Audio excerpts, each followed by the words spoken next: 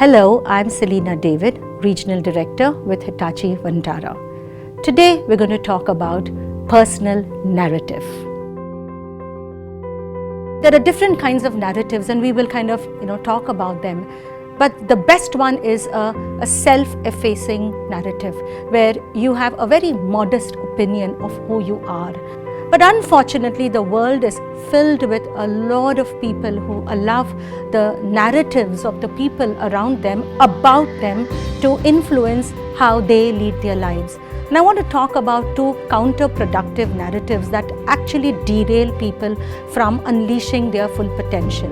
The first one that we'll focus on is a very deflated narrative.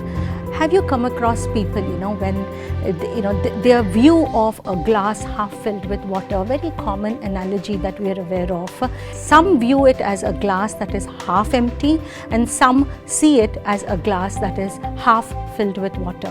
Now that shows the narrative a person carries. There are some people who have a problem with summer. They have a problem when summer ends and winter starts. They have a problem with the rainy season. And they forever have the problem if it is hot or it is cold. And can we just pause and see and ask ourselves, is that my state today? Is that the narrative I'm carrying in my life today? Nothing can ever make me happy. There are people who allow for the failures of their past. It's okay to fail once, it's okay to fail twice, it's okay also to fail 3 times. But what they do is they just allow the failures of their past to cripple them, and they kind of write their own narrative saying that I don't think I'm cut out for anything good and I'll just settle with the state that I am in today. There are some who end up with plenty of self-doubt. They live their life doubting themselves. That's the worst that can happen to a person. Self-doubt, self-condemnation because of the mistakes they made in their past. So can we just look at this deflated narrative that can just deflate you from moving on with your life and achieving what you're made for. All of us are made to soar. I believe in it. And I'm just reminded of Abraham Lincoln, the 16th President of United States of America.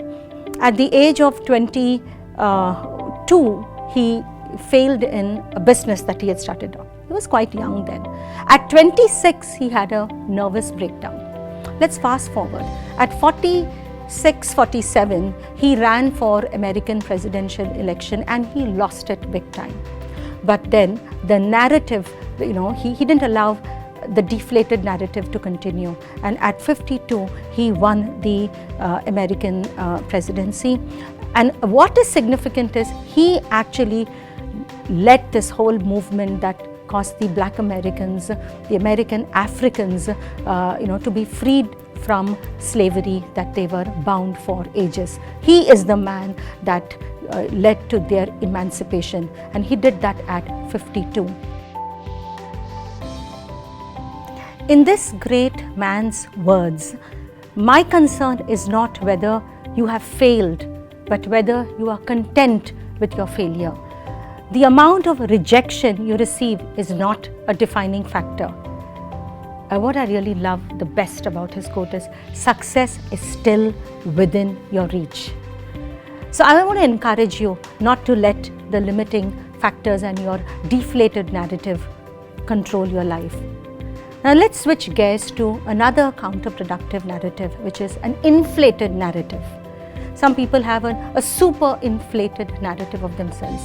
They think of themselves greater than what they ought to be. They have a very high estimation of whom they are. Some of them are like, nobody needs to teach me. I have all the experience in life. I know it all. I don't need guidance from anybody. I'm the one who will take the decision, and people, I'd like people to follow me. I know it all. And these are the kind of people who actually also unconsciously derail their own progress because of their, they call it Huber, overweening pride.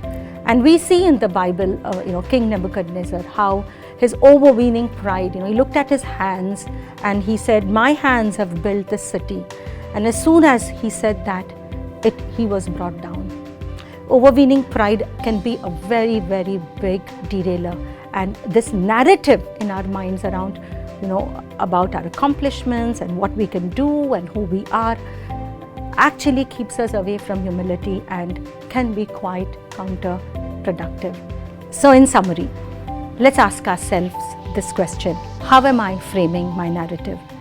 It's time to shake off from a negative, deflated and inflated narrative and make room for a self-effacing narrative.